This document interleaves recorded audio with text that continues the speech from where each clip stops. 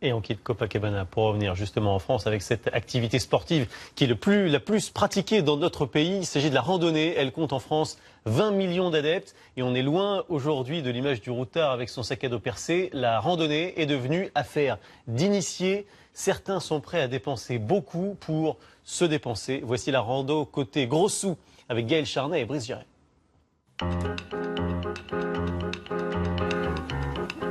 Vous êtes peut-être comme près de 20 millions de Français, un marcheur du dimanche. Qui sait, vous ressemblez même à la famille Marclay. Accro à la rando, du plus grand au plus petit. Ils sont en contact avec la nature, ça leur fait du bien. Ils sont dans le réel, ils sont pas dans le virtuel et rien que pour ça fait du bien. Marcher, c'est donc un plaisir simple, mais pour lequel certains sont prêts à dépenser. On va avoir un peu plus de volume au niveau du métatarse, donc voilà. Pour la bonne paire de chaussures d'abord, et le sac à dos.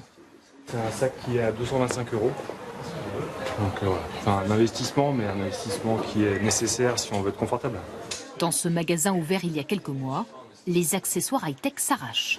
Une montre par exemple qui va permettre de s'orienter grâce au GPS et de suivre ses performances sportives. Et puis maintenant la lampe frontale qui va elle aussi être connectée, ça coûte 90 €. Et ces marcheurs, ils n'hésitent plus à tenter l'aventure, à l'autre bout du monde. On avait vu par rapport à la nature, le côté un peu grand espace. Pour Patrick, ce sera 2 semaines de randonnée aux îles Féroé à 3 000 €. J'avoue que j'ignorais à peu près tout sur les îles Féroé. Je sais que l'équipe de France avait joué une fois de football, avait joué là-bas. Mais c'est à peu près la seule information que j'avais en fait. Dans cette agence spécialisée, les vacances itinérantes sont en plein essor. On a intégré des séjours famille, par exemple, avec ouverture des itinéraires qui sont conçus pour les enfants, ce qui n'existait pas il y a 30 ans en arrière. Les familles, justement, elles se ruent sur les sentiers de moyenne montagne. Dans ce massif, on a investi, tracé des chemins.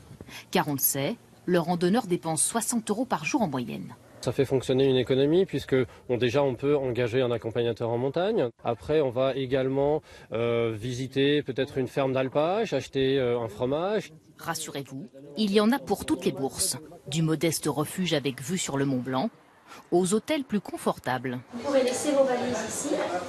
Dans cet établissement, la gérante propose un service très apprécié.